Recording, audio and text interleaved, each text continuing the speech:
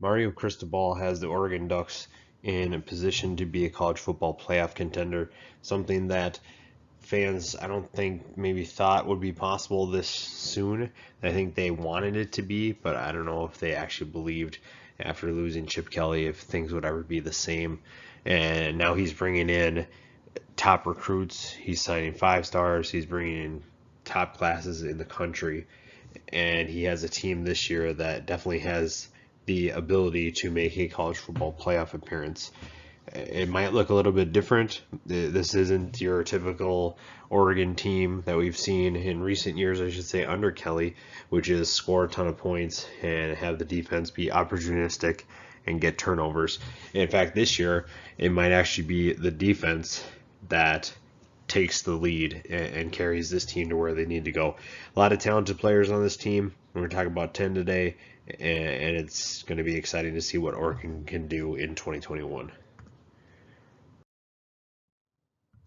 Number 10 is quarterback Anthony Brown. Now he is in a quarterback competition this year. The former Boston College transfer was I thought he was going to be the starter last year. I thought he was the better quarterback. Tyler Shuck obviously took over as the starter, but it was clearly Brown that was the better player.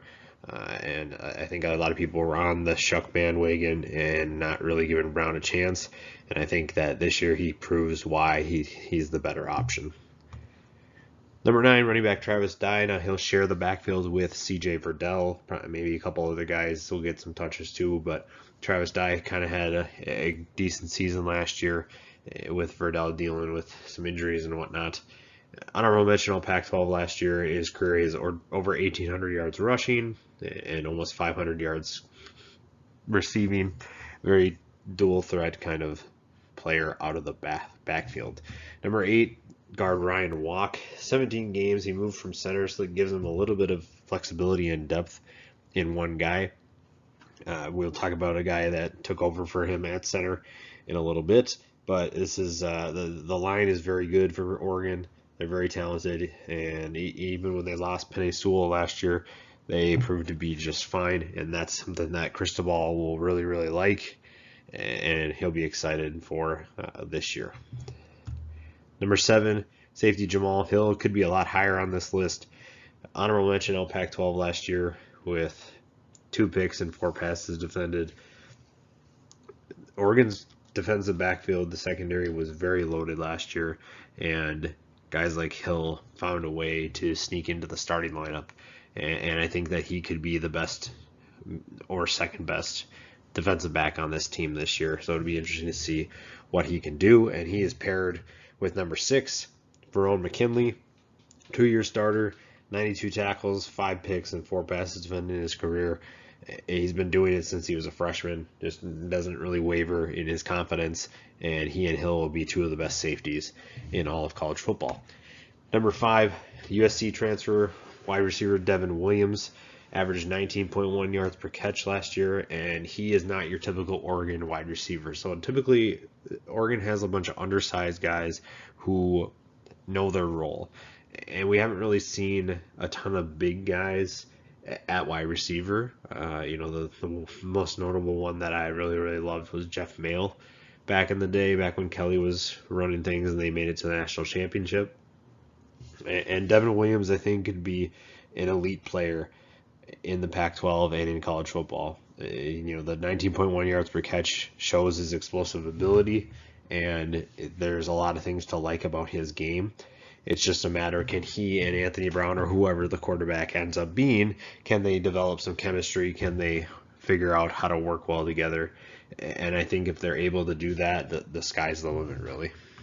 Number 4, we mentioned Penei Sewell. His brother Noah comes in at number 4 at linebacker. Freshman player of the year last year, honorable mention all Pac-12 with 48 tackles, 6.5 for loss. I think people around this program think that Noah Sewell is going to be just as good as his brother, which is a tall order to ask, but given what he did as a freshman in the next 2 years before he goes pro are going to be exciting to watch, and he's just a fearless player who knows how to hit, and it's going to be a great year for him. And now they'll have a full season, hopefully have a full season. Noah Sewell is a guy that you definitely want to keep an eye on for 2021. Number 3, we mentioned him before, but Alex Forsyth, the center, second team All Pac-12 last year. He was the reason why Ryan Walk was able to move to guard, and the interior of this line is very, very good. And the entire offensive line, like I mentioned before, was going to be solid for Oregon. With Mario Cristobal running the show, offensive line really had to be a strength. It was not really a surprise to see that this is a good group, and it's going to be exciting to see what they can do because their skill positions are great. They're going to be exciting to watch, and the offensive line will get the job done to keep the ball moving, even when maybe the quarterback's not having the best day, running game's not really getting going. This is a group that you can rely on, and it's going to be exciting to watch. And Forsyth is going to be one of the leaders of that group. Number 2, cornerback Micah Wright, future NFLer, started getting some time as a freshman, and he's finally found his way into the starting lineup. Even with, like I said, a crowded secondary last year, there wasn't a ton of opportunity for people to start, but Wright clearly inserted his name into that starting role, and he hasn't given it up, and he's not going to give it up. First team All Pac-12 last year, and very battle tested, 13 passes defended in his career.